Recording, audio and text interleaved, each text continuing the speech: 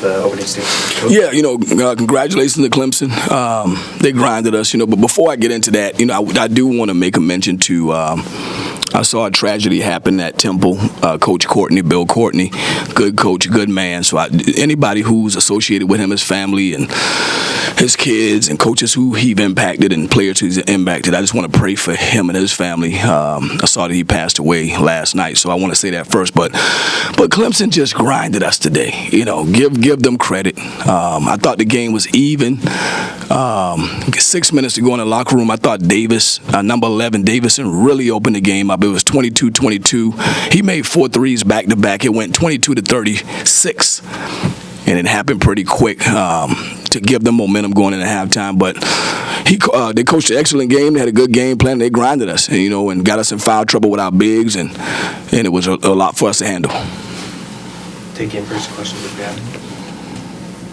Coach, does it still feel kind of weird for you to come back here and coach against Coach Brownell and Clemson, or have you gotten used to it at this point? Still weird. Spent a lot of time here. Got a lot of relationships all around here, in administration and as well as the coaches. But, we've been battling. We've had some battles, and we got a good relationship, but we can't talk basketball no more. So that's kind of been different. We hadn't been able to talk basketball as much, and we got to battle each other and compete against each other. So we've had some really good, tough battles, and they got the best of us today. Do you think this is the deepest team he's ever had? I think they're pretty good. I think they're deep. I think they're big. They got good guards. I was impressed watching them preparing for the game. Obviously we played them maybe 6 times, 6 or 7 times in the last 5 years, maybe even more than that, if you count the ACC tournament. But I was impressed with his team watching them on film. They got a good ball club. Earl, in that first half when Davidson got going, was that just a case of a guy hitting his shots, or were there some defensive slip-ups? I think it was a combination of both. He hadn't played like that all year, put it that way. So 21 points in the first half, so he had an out-of-body experience. He really helped him. We watched the film. He hadn't been like that. He had open looks. But I thought in the ball screen coverage, we were trying to get back to him. We got to him, but it was too late. I thought we gambled one time, and he made a 3 off of that. But really it was just his excellent basketball, 4 for 4 from 3 in a cluster in a tie game. Obviously that's what you want from your team. That's what you want from your players, and he delivered for them tonight. One more in person if we have it. Season high, 19 turnovers, I guess. What was Clemson doing defensively? Yeah, they were physical. I think that was some of their physicality and their denying on the wings. But I also thought it was some on us. We got to be better. We're better than that. We value the ball well. We've been one of the top teams in the country in ball care, so that was very uncharacteristic for us. But between the crowd and their physicality, obviously, we turned it over. They had 24 points off our turnovers, which is a lot. And I think that helped them as well to kind of get them going. And it was really a low-scoring, grinding game to start, and they were able to pull away with some of those turnovers. Earl, it's been a tough start for you guys in the ACC. Do you start to panic at all, or you worry about these guys panicking a little bit? I don't know if they'll panic or not. As a staff, we won't panic, because at the end of the day, today is going to be over in a couple hours, and you got tomorrow, right? You got to get up. Whether you win big or lose big, you got to get up and go to work. And that's everybody in this room, right? So for me, that's what we're going to do. We're going to get up and go to work. We're going to continue to try to improve. We're going to continue to try to develop our young guys, see if we can get better, getting ready for the next stretch of games that we have at home. But, yeah, no panic. Just got to keep working, got to keep trusting the process and find a way to get the team to continue to improve. All right, we'll go to Zoom. 2 questions. We'll go Mike and then Jack.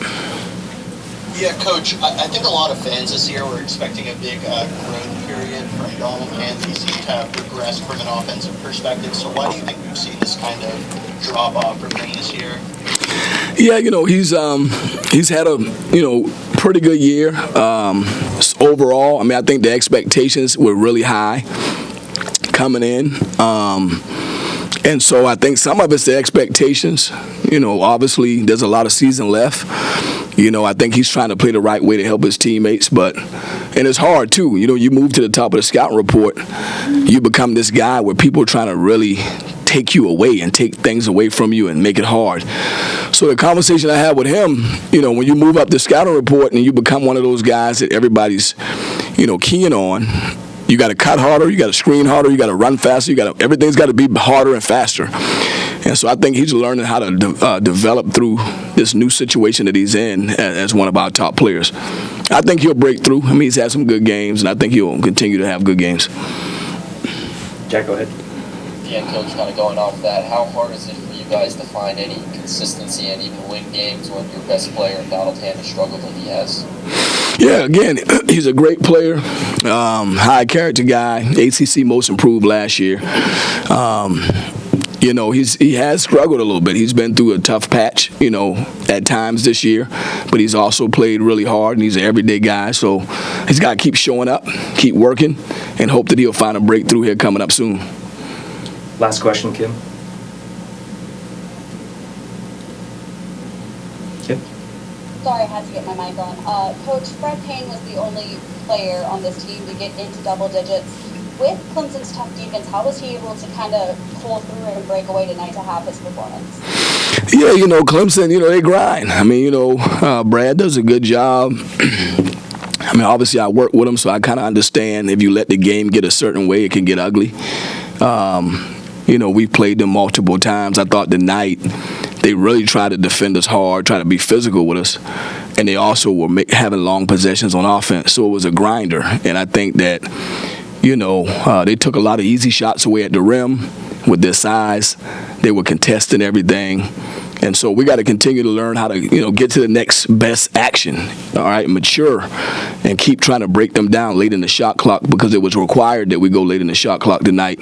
I thought we took some shots in the middle of the clock that we needed to continue to try to get the best shot, you know, with the time we had left on the clock. So again, it's going to be a maturity thing for us. Fred was great. He played maybe 34 minutes, had 20 points. He was very efficient.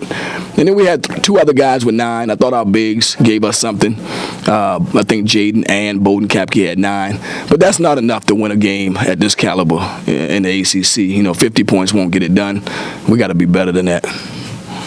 Thanks, everyone. Appreciate it, guys. All right, take care.